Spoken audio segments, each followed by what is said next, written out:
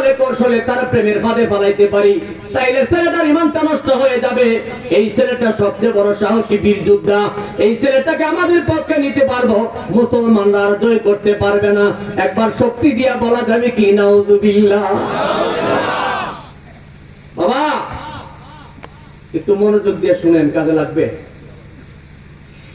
বাদশা মন্ত্রীকে ডাক দিয়া বলে, মন্ত্রী যাও, আমি তোমারে দিয়ে দিলাম। মন্ত্রী ছেলেটাকে নিয়ে নিছে, ঘরের মধ্যে বন্দী করে রাখলেন। আশরে সুদুর ফি নুরুস সুদুর কিতাবের মধ্যে সুম্মাস টাকা শব্দের তাফসীর করতে যাইয়া আল্লামা জালালউদ্দিন সুয়ুতী রাহমাতুল্লাহ তিনি বলতেছেন, ছেলেটাকে যখন ঘরের ভিতরে বন্দী করে রাখছে, ঘরের ভিতরে বন্দী করিয়া মন্ত্রী তার মেয়েকে ডাক দিয়া বলে, মারে আমি তো বাবা হইয়া জীবনে তোর কাছে আমি কিছু চাই না, আজকে তোর কাছে একটা জিনিস চাই, তুই দিবি কিনা বল। মেয়ে ডাক দিয়া বলে, বাবা আপনি আমার কাছে কি চাইবেন? মন্ত্রী ডাক দিয়া বলে, মহা আমার ঘরের ভিতরে একটা ছেলেকে আমি বন্দী করে রাখছি, তুমি যদি চলে বলে কৌশলে ছেলেটাকে তোমার প্রেমের ফাঁদে ফেলাইতে পারো, আমি তোমার কথা দিলাম বাবা হইয়া তুমি যা চাইবা আমি তোমার তা দেব।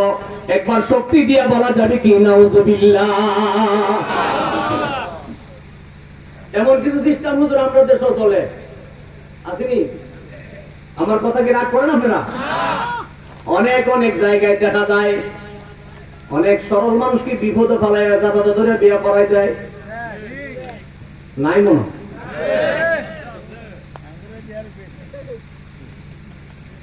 আহা ওরে চিনলে না রে পাগল মনা, চিনবে কোনদিন বালুর চরে নাও লাগায় ঠেলবে রাত্র দিন। এখন বুঝে আসে না, এক সময় বুঝে আসবে, সেদিন কাঁদলেও লাভ হবে না। মুসলমান সংক্ষেপ করে আলোচনা গোছাইবার চেষ্টা করতেছি, হাজার হাজার কথা ছেড়ে ছেড়ে মূল কথাগুলি বোঝাইবার চেষ্টা করতে লাগলাম। ঘরের ভিতরে ছেলেটাকে বন্দী করে রেখেছে, এমন সময় মন্ত্রী মেয়ে ডাক দিয়া বলে, বাবা এটা আমার জন্য কোনো ব্যাপার, রোম দেশের ভিতরে আমি শ্রেষ্ঠ সুন্দরী, আমাকে দেখার জন্য হাজার হাজার মানুষ পাগল হয়ে যায়। মন্ত্রী কয় ঠিক আছে তোমার অনুমতি দিলাম, যাও তোমার অনুমতি দিলাম। অনুমতি দেওয়ার পরে পরের দিন যখন রাত হয়ে গেছে, মেয়েটা সুন্দর করে ভালো করে সাজগোজ করিয়া ওই ছেলের ঘরের ভিতরে যাইয়া ওই ছেলের কাছে মধুস্বরে ডাক মারছে, যুবক যুবক গ্রামের দেশের ভিতরে সবচাইতে সুন্দরী রূপসী একটা মেয়ে, যুবক রে একবার শুধু তুমি আমার দিকে তাকাও, আমি তোমার সঙ্গে কিছু কথা বলতে চাই। একবার শুধু তুমি আমার দিকে তাকাও, আমি তোমার সঙ্গে কিছু কথা বলতে চাই। যতই চেষ্টা করতেছে একটি বারের জন্য ছেলে ফিরেও তাকায় না, চোখের পানিগুলি সারিয়া পিনায়া পিনায়া কাঁদতেছে। আর আমার নবীজির ডাক দিয়া বলে, ইয়া রাসূলুল্লাহ, নবী গো আপনি নবীর প্রেমের কারণে আমার কলিজার টুকরা দুইটা বাইরে জালিম বাদশা করে পুরাইছে, আমারে ঘরের ভিতরে বন্দী করিয়া ওই দুষ্ট মেয়ে লাগাইয়া দিছি আমার ঈমান নষ্ট করার জন্য।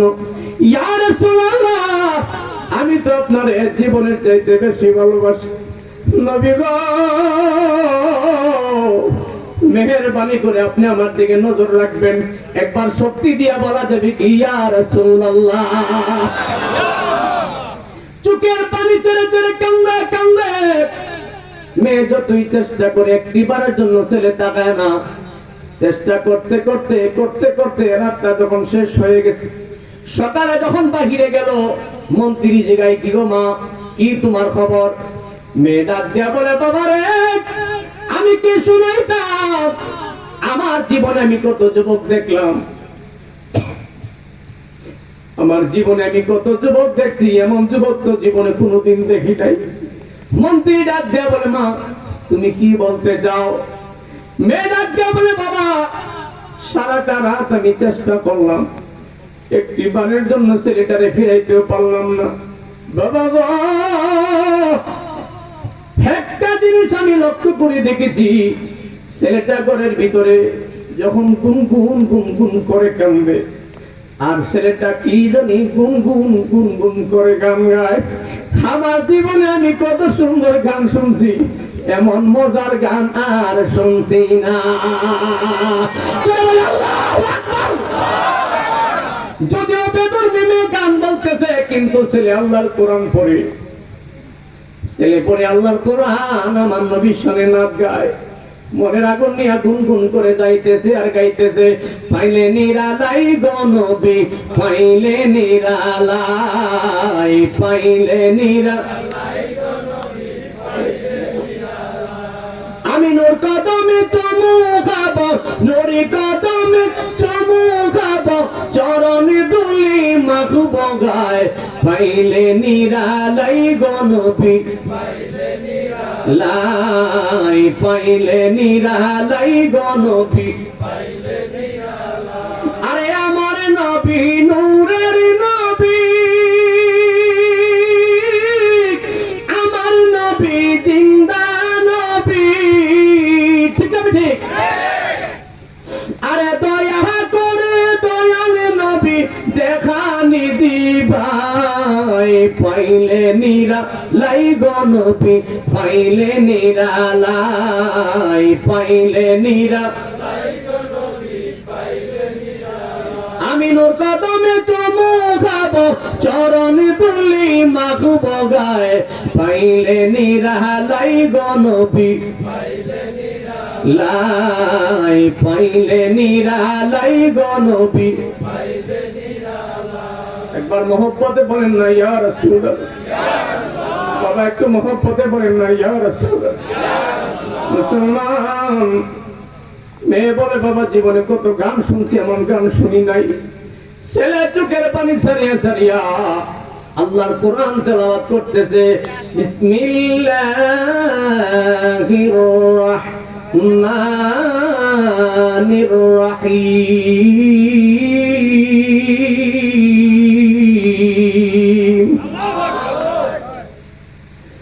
قل لا أسألكم عليه أجرا إلا المودة في القربى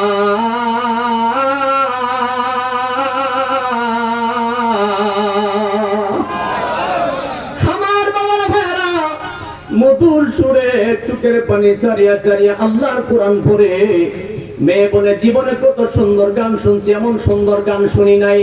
মন্ত্রী বলে, অসুবিধা নাই, একদিন পারছো না, আরেকদিন যাও। আবার পরের দিন ভালো করে সাজগোজ করিয়া সুন্দর করে যখন ঘরের ভিতরে গেছে, যাইয়া ডাক দিয়া বলে, যুবক, রোম দেশের ভিতরে আমি সবচেয়ে সুন্দরী একটা নারী, আমাকে দেখার জন্য হাজার হাজার মানুষ পাগল, আমি নিজের ইচ্ছায় তোমার করে হাজির হয়ে গেলাম, একটি বারের জন্য তুমি আমার দিকে তাকাও, আমি তোমার সঙ্গে কথা বলতে চাই। ছেলে তাকাই না রে। এমনি করতে করতে রাত্রটা পার হয়ে গেছে। সকালে যখন বাহিরে গেছে, মন্ত্রী জিগায়, মা খবর কে জানতে চায়। মেয়ে ডাক দিয়ে বলে, বাবা, আমার জীবনে আমি কত পাগল দেখেছি, এমন পাগল জীবনে দেখি নাই। আমি চেষ্টা করার পর একটি বারের জন্য ফিরেও তাকায় নাই। সারাটা রাত পার হয়ে গেছে, একটি বারের জন্য তাকায় নাই। আরে বাবা, আমি ছেলের দিকে তাকায় একটা জিনিস নজর করে দেখলাম, ছেলেটাকে দেখেছি সারাটা রাত গুনগুন গুনগুন করে কান্দে। আর দেখি ছেলেটা একবার কানের মধ্যে হাত দেয়, একবার নাভির মধ্যে হাত দেয়, একবার সোজা হয়, আরেকবার পাকা হয়, আরেকবার জমিনের মধ্যে যাইয়া কপালটারে নাকটারে জমিনে লাগাইয়া রে কি জানি গুনগুন গুনগুন করে কান্দে। আমার জীবনে আমি কত সুন্দর ব্যায়াম দেখছি, এমন সুন্দর ব্যায়াম আর দেখছি না। যদিও বেদরমি মেয়ে বলতেছে ব্যায়াম আমাদের জন্য কি, আর আসতে বলেন কি, এই জন্য আশেক বলে, নামাজে নামাজিকে সরল পথে আনতে পারে। নামাজে আল্লাহ কয়, ইন্নাস সালাতা তানহা আনিল ফাহশাই ওয়াল মুনকার। বলেন না সুবহানাল্লাহ। আল্লাহ তাআলার কুদরতের জবানে জানিয়ে দিলেন, নামাজ তোমাকে অশ্লীল কাজ থেকে বিরত রাখবে। এই জন্য আশেক বলেছেন, ওরে নামাজে নামাজিকে সরল পথে আনতে পারে। নামাজে যে নামাজে নবীজি নাই, সেই নামাজ তোর হবে না রে। ঠিক না বেটি? বাবা ঘুমাইতেছেও কষ্ট লাগে পরে যে নামাজে নবীজি নাই সেই নামাজ তোর হবে না রে নামাজে নামাজিকে সরল পথে আনতে পারে নামাজে আশেকের নামাজ পড়া রুকু আর সিজদা করা আমি তো পিলেন করা তার ভিতরে কথা বলেন ঠিক কিনা আরে যেটা মৌলানা দেখা গেছে যুদ্ধের ময়দানে পায়ের মধ্যে যখন তীর লেগেছিল সাহাবায়ে কেরাম টান দিয়ে মাগো মাগো বলে চিৎকার মারে আমার নবীজির কাছে বলে হুজুর আলী ভাইয়ের তীর খুলতে পারি না পায়ের মধ্যে বড় চিৎকার মারে আমার নবী কই আমার আলী যখন নামাজে দাঁড়াইব তখন খুললা নিও আর আস্তে বলেন সুবহানাল্লাহ মাওলানা আলী যখন নামাজের মধ্যে দাঁড়াইছে সাহাবায়ে কেরাম টান দিয়া জোর করে তীর খুলছে হযরতে আলী রাদিয়াল্লাহু তাআলা বিন্দু পরিমাণ ওহু করে নাই নামাজ যখন শেষ হয়ে গেছে আমার নবীজির কাছে যায় বলে হুজুর গো ইয়া রাসূলুল্লাহ আগে তীর ধরেছি ভাই বড় চিৎকার মারে কিন্তু নামাজের ভিতরে তীর খুললাম ভাই উহু শব্দটা করলো না কারণটা কি আমার নবী কই আমার আলীর জিগাও আমি ওই তোমরারে বুঝাইয়া দিবা সুবহানাল্লাহ আল্লাহু আকবার মাওলানা কে বলে ভাই আগে চিৎকার দিয়েছেন কিন্তু এখন চিৎকার দেন নাই কারণটাকে বুঝতে পারলাম না হযরতে আলী রাদিয়াল্লাহু তাআলা বলে বাইরে আমি যখন নামাজে দাঁড়াইছি আমি যখন আমার মাওলার প্রেম সাগরে সাঁতার দিয়েছি আমি যখন মদিনার কামলিওয়ালা নবীর প্রেম সাগরে সাঁতার দিয়েছি কোন সময় তীর বলছ খবর পাইছি না চলো আল্লাহু আকবার এই জন্যই তো হযরতে ইমাম হুসাইন রাদিয়াল্লাহু তাআলা কারবালার ময়দানে গলায় ছুরি চলে জানে তারপরও বলছে আমাকে 2 রাকাত নামাজের সুযোগ দেয় ঘুমিয়ে গেছেন কেউ সময়টাও পাইলাম না ওহা বেলা বাড়ির না আমার দিল আচ্ছা যাই হোক আর 10 মিনিট কয় মিনিট কথা বলেন আমি যথেষ্ট চেষ্টা করতেছি আর বেশি মজা পেয়ে হান ফেলে কুরমুল্লাহ আবার হুজুরে শুরু করছে ছাড়ে না বাড়িতে মুঘল সময় রাগ করবেন না আমার কথার মধ্যে কোনোদিন কষ্ট নিয়েন না রাত্র যদি গভীর হয় আপনার যদি মনোযোগ ভালো না থাকে আলোচনা বুঝবেন না এই জন্য মাঝে মধ্যে দু একটা কথা আপনাদেরকে বলি কষ্ট লাগে আপনাদের আমার ভাইয়ের আমার মূল কথার মধ্যে চলে এসেছি সর্বোচ্চ 10 মিনিট লাগবে কথাটা গোছায় নিয়ে আসছি এমনি ভাবে মেয়ে যখন এই কথা বলতেছে আমার জীবনে কত জাতের ব্যায়াম দেখলাম এমন সুন্দর ব্যায়াম দেখি নাই একবার কানের মধ্যে হাত দেয় একবার নাভির মধ্যে ধরে একবার সোজা হয় আরেকবার বাঁকা হয় আরেকবার জমিনে যাইয়া নাকটা কপালটা লাগাই আর কি জানি গুনগুন গুনগুন করে কান্দে একবার শক্তি দিয়া বলবেন কি আল্লাহু আকবার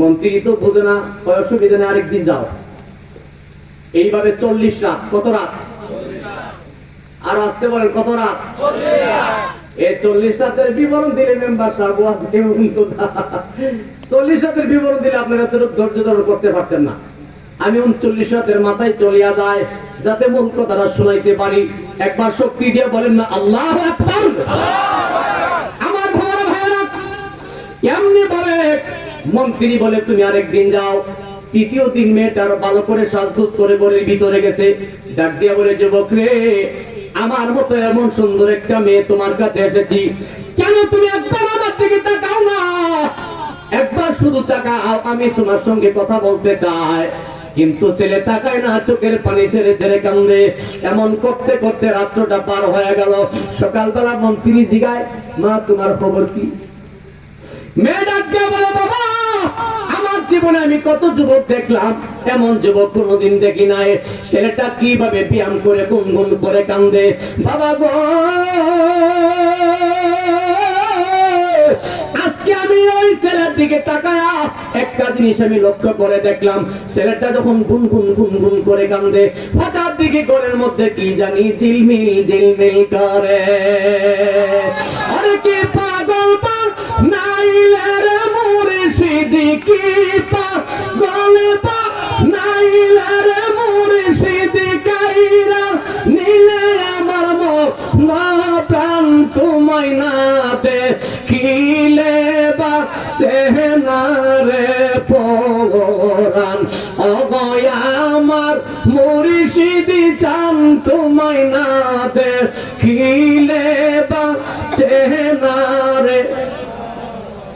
একবার মহব্বতে বলেন না আল্লাহু আকবার। মন্ত্রী কয় 39 রাতের মাথায় মন্ত্রী কয় মা আজকে আমি তোমাকে বলি তুমি যাও, যদি পারো পারবা, না হলে আর কইতাম না, আর বলবো না। মন্ত্রী মেয়ে পরের দিন গেলেন। 39 রাতের মাথায় যখন যায়, ছেলেকে ডাক দিয়ে বলে যুবক ভাই কিসের কারণে তুমি আমার দিকে তাকাও না? চেষ্টা করার পরে রাত পার হয়ে গেছে, তাকাইলো না। মন্ত্রী জিজ্ঞাসা মা খবর কি? ওই চেষ্টা করেছি তাকায় না। মন্ত্রী কই আর কইতাম না, আর তোমাকে বলবো না। এমন সময় মন্ত্রী মেয়ে ডাক দিয়ে বলে বাবা রে 39টা রাত আমি আপনার কথা মধ্যে গেলাম, আজকে আমি নিজের ইচ্ছায় যাব। আপনাকে একটা কথা আপনাকে জানায়া দেয়, আমি আজকে নিজের ইচ্ছায় যাব। আমি যদি ওই ছেলেকে আমার পক্ষে নিতে না পারে, আপনাকে কথা দিলাম রোম দেশের ভিতরে এই চেহারা কাউকে দেখাইতাম না। এই কথা বলার পরে মন্ত্রী বলে তোমার ইচ্ছা গেলে যাও, না গেলে নাই। মন্ত্রী মেয়ে পরের দিন যখন 40 রাতের মাথায় যখন মেয়েটা ঘরের ভিতরে যায়, অন্যদিন যেইভাবে যায় আজকে সেইভাবে যাই নারী। অন্যদিন ভালো করে সাজগোজ করে যাইতো, আজকে কোনো সাজগোজ করে না। মনটা বড় খারাপ, বিনয়া টিপ টিপ করে চোখের পানি ছেড়ে কাঁদতেছে। সাজগোজ করলো না, কিছুই করলো না। সন্ধ্যা যখন হয়ে গেছে, ঘরের ভিতরে যাইয়া ছেলেটাকে ডাক দেয়া বলে যুবক ভাই, বাইরে আমি বুঝতে পারি না, বড় ভুল করে ফেলেছি। বাইরে অন্যায় করে ফেলেছি, তুমি আমার ক্ষমা করে দাও। বুঝতে পারি না 39টা রাত আমি তোমারে জ্বালাইছি। বাইরে আর আমি জ্বালাইতাম না, আর আমি তোমারে জ্বালাইতাম না রে। আমি শুধু একটা কথা জানার জন্য আইছি। ভাই তুমি শুধু আমার কাছে একটা কথা বলো, তুমি কার প্রেমে পাগল?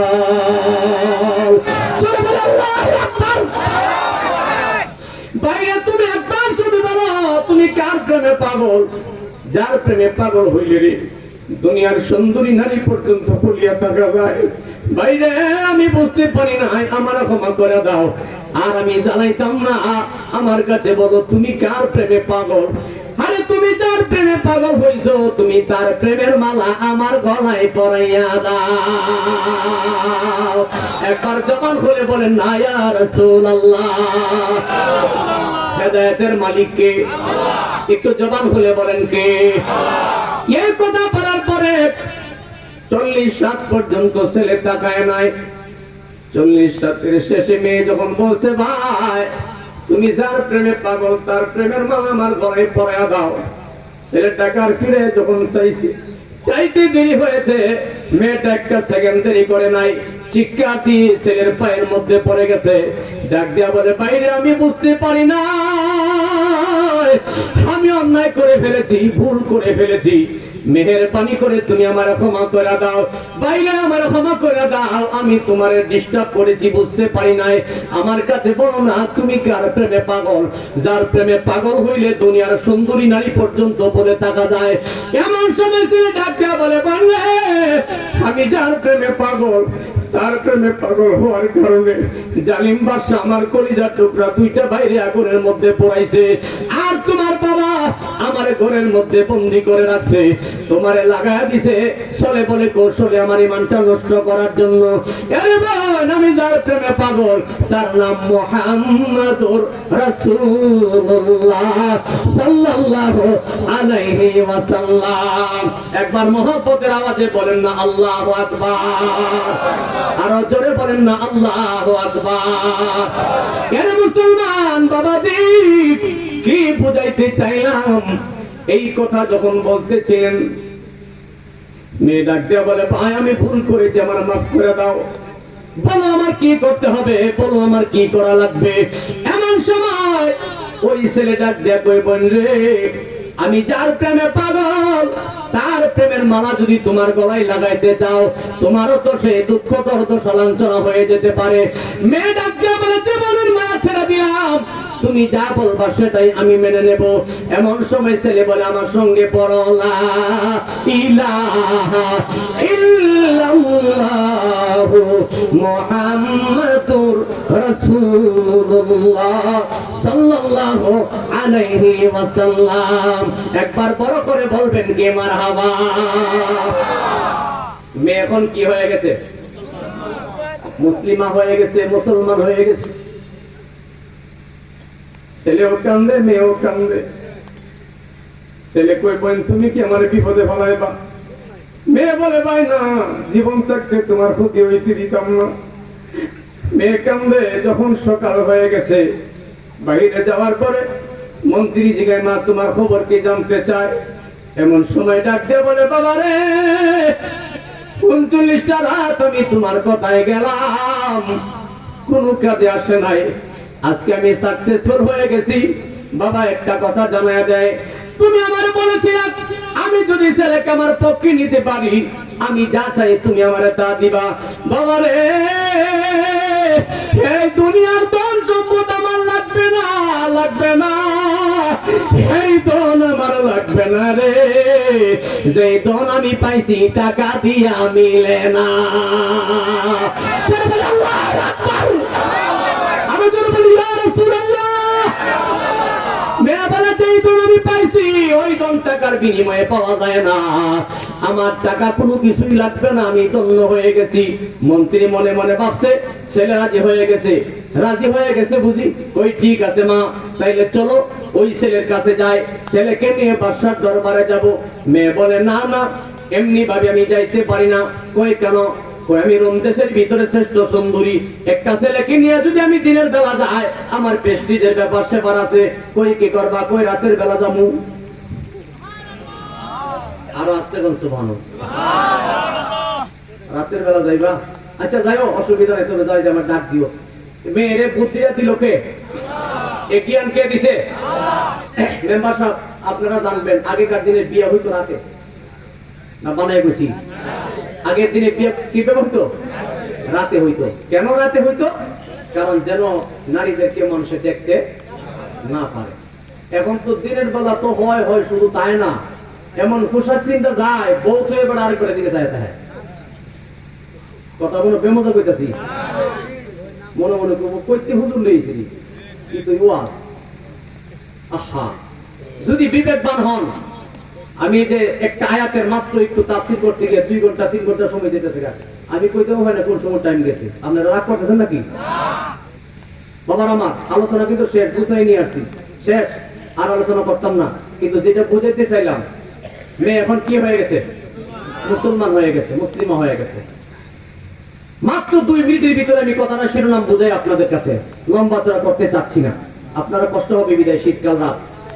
ওই সময় মেয়েটা ডাক দিয়ে বলে বাবা আমি রাতের বেলা যাবো। কই ঠিক আছে, আমার ডাক দিও। আবার পরের দিন যখন রাত হয়ে গেছে, মেয়ে ঘরের ভিতরে যায়, ছেলেকে ডাক দিয়ে বলে ভাই বেশি দেরি করা যাবে না, যে কোনো কৌশল এখান থেকে পালাইতে হবে। রাত যখন গভীর হয়ে গেছে, ছেলে মেয়ে জঙ্গলে পালায় গেছে। মন্ত্রী অপেক্ষা করতে করতে সকাল হয়ে গেছে। ব্যাপারটা কি তারে ডাক দিল না। সকালে দরজার সামনে গেছে, যায় দেখে দরজা খোলা, ছেলেও নাই, ঘুমে গেছে, ছেলেও নাই। আগুন বাড়ছে না কমছে? এই জন্য বলি জ্বালা জোড়ায় না, জ্বালা জোড়ায় না রে আমার অন্তরে লাই গেছে, আমার নবীর প্রেমের আগুন রে, আমার জ্বালা জোড়ায় না, জ্বালা জোড়ায় না রে, জ্বালা জোড়ায় না, জ্বালা জোড়ায় না রে। জোরে বলেন না মারহাবা। এই বাবা দিক এমন সময় মন্ত্রী যায় থেকে ঘরের মধ্যে ছেলে মেয়ে নাই, পাগল পাড়া হয়ে দৌড়ায় বাদশার দরবারে গেছে। মহারাজ সর্বনাশ হয়ে গেছে, সর্বনাশ হয়ে গেছে। ওই কি সর্বনাশ? ওই ছেলেকে নিয়েছিলাম আমার মেয়ের প্রেমের ফাঁদে পালানোর জন্য, এখন উল্টা রিজেকশন করছে। এখন ছায়া দেখে আমার মেয়ে উল্টা তার প্রেমে পাগল হয়ে গেছে। কই কি বলতে চাও? কই ঘরের মধ্যে ছেলেও নাই মেয়েও নাই, পালায় গেছে। বাদশা কই রে আমি দিছিলাম না তুই নিছ? তো আমি তো নিছি, যে আনতে পারো যাতে ধরে আনবে না, তোর খবর আছে। সুবহানাল্লাহ না? পরে নষ্ট করলে নিজের নষ্ট আসেনি। এটা কাগজে লিখে রাখেন, মনে রাখবেন, বলে একটা হুজুর কয়ে গেছি। আপনি যত বুদ্ধিমতী তত চালাক হন, জানি না কোনো মাসে নষ্ট করলে আপনার নষ্টের দুঃখ করে যাওয়ার আগে আল্লাহ দেখাই নিব। এটা মিস নাই। এটা একটা মাদ্রাসা। আমার এই আলোচনার উদ্দেশ্য কি? আমার কথার ভিতরে ইমানের কথা আছে, আমলের কথা আছে, আখলাকের কথা আছে। এই ছেলেকে 40 দিন পর্যন্ত দেশের শ্রেষ্ঠ সুন্দরী নারী চেষ্টা করেছে, ছেলে ফিরা চাইছে না। কথা হয় না, ফিরা চাইছে না। তাহলে আখলাকের দাম আছে না নাই? চরিত্রের দাম আছে না নাই? এত কঠিন অবস্থায় ছেলে নামাজ পড়ছে কি পড়ে নাই? তাহলে আমলের দাম আছে না নাই? আমলের গুরুত্ব আছে না নাই? আগুনে ফালাইয়া দিছে, তারপরে ইমান দিছে না, তাহলে ইমানের দাম আছে না নাই? এই জন্য সব কথার শেষ কথা হলো, মন্ত্রীকে বাদশা ডাক দিয়ে বলে যে হানতে পারো হেনতে আনপানের জন্য খবর আছে। যাই হোক বাবা, আলোচনা অনেক লম্বা হয়ে গেছে, আপনারা যতক্ষণ সময় দিবেন আমি কল্পনাও করি নাই। আল্লাহ পাকের দরবারে অশেষ শুকরিয়া জানাচ্ছি। আল্লাহ তাআলা কবুল করুক, যেন বলেন আমিন। আরো 45 মিনিটের আলোচনা বাকি আছে, আমি আরো তো বিরক্ত করতাম না।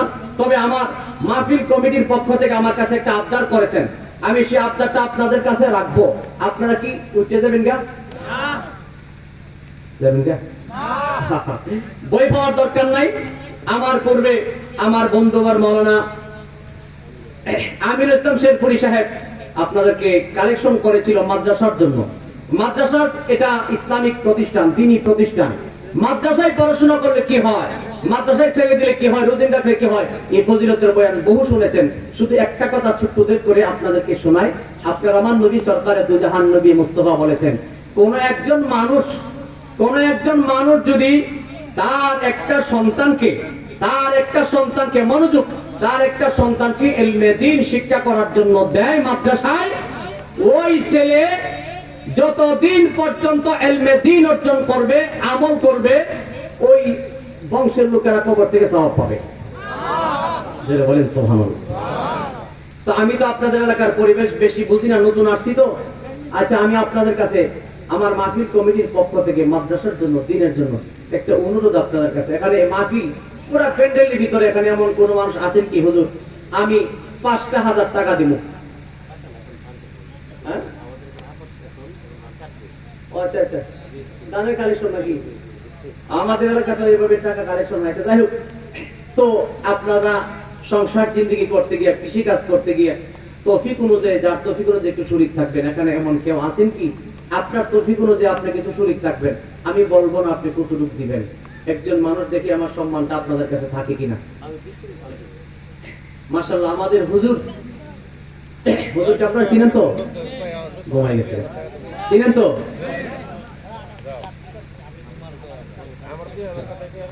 আমার ভাই মাওলানা আনিসুর রহমান। আল্লাহ তোমার হাবিবের মাদ্রাসায় কোরআন শিক্ষার জন্য 20 কেজি দান দেওয়ার জন্য নিয়ত করেছে। মালিক আল্লাহ তুমি কবুল আর মঞ্জুর করে নাও। এই দানের বিনিময়ে লক্ষ কোটি টাকার বরকত দিও, সংসার জিন্দেগিতে আয় বরকত দিও, ফসলের মধ্যে বরকত বাড়ায়া দিও। আল্লাহ এই দানের বিনিময়ে আল্লাহ আমার ভাইয়ের দুনিয়া আখিরাত সুন্দর করে দিও।